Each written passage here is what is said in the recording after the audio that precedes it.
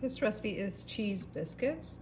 So with this large bowl, we're gonna add in 2 1/4 cups of all-purpose flour, 2 tablespoons of sugar, 1 tablespoon of baking powder, half a teaspoon of salt, and we're going to stir those together. The next thing we're going to add is half a cup of butter that's already been cubed, and we're going to cut the butter into the flour mixture. You can use a pastry blender to do that, or you can use 2 knives.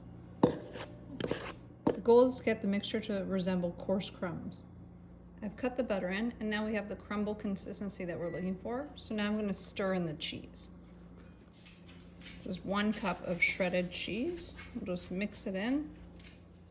Now we're going to add 1 cup of milk over the top of the mixture. And we're going to stir it with a fork until it makes a soft, slightly sticky dough.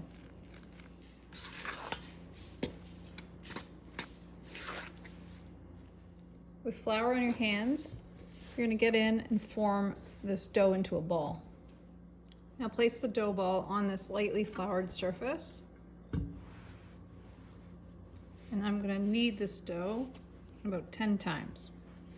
So I'm going to press it with my heel, fold it, turn it, and repeat that process. And when it starts to stick, I'm going to add a little bit more flour to my surface.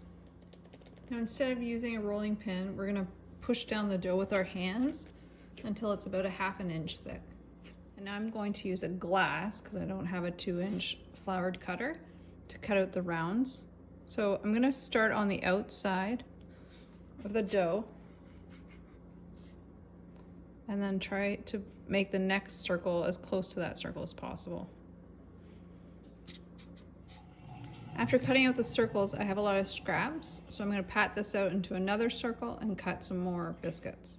Now that I have my biscuits cut out, I'm going to brush the tops of the biscuit with the egg wash, and that'll help them turn golden brown. Just dip my basting brush in the egg and then spread it on top. Now they're going to go in the oven at 425 on the center shelf for 15 minutes. I left the cheese biscuits in probably another 5 minutes, and they are now golden brown, but they look delicious, and I hope you enjoy them with your chili.